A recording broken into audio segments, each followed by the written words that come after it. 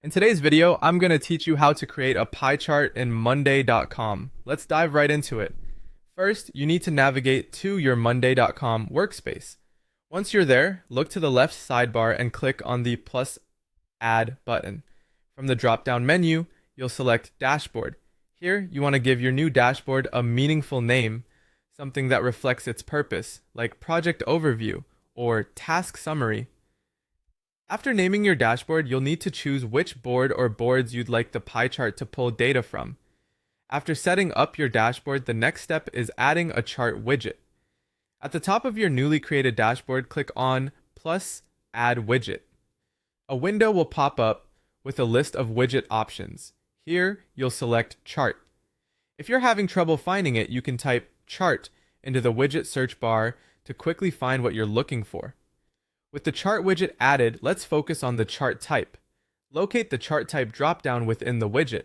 Click on it, and you'll see a variety of options such as bar, line, and, of course, pie. Since we're creating a pie chart, select pie from the list. Moving on, it's time to configure your data. Think of this step as telling your pie chart what story to tell. In the configuration settings, you'll have to make some choices. The x-axis, also known as group by, is where you decide how to categorize your data. Options typically include groupings such as status, owner, or priority. On the other hand, the y-axis, or count by, involves selecting how you'd like the data to be measured.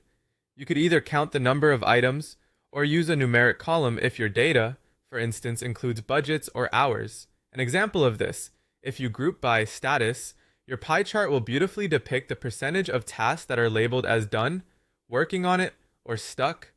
Now let's get creative with customization. On the right-hand side panel, you'll find a variety of settings to adjust.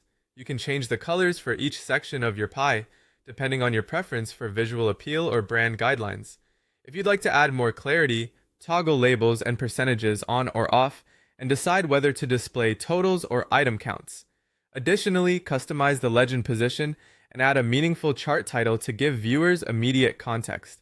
After all this setup, it's crucial to save your work. Click on Save to make sure your chart is secure and exactly as you designed it. You can then resize or move the chart around within the dashboard until it's just where you want it. Lastly, don't forget to share your masterpiece. Invite your teammates to view or even interact with the dashboard. Ensure you check your sharing permissions to allow the right people access.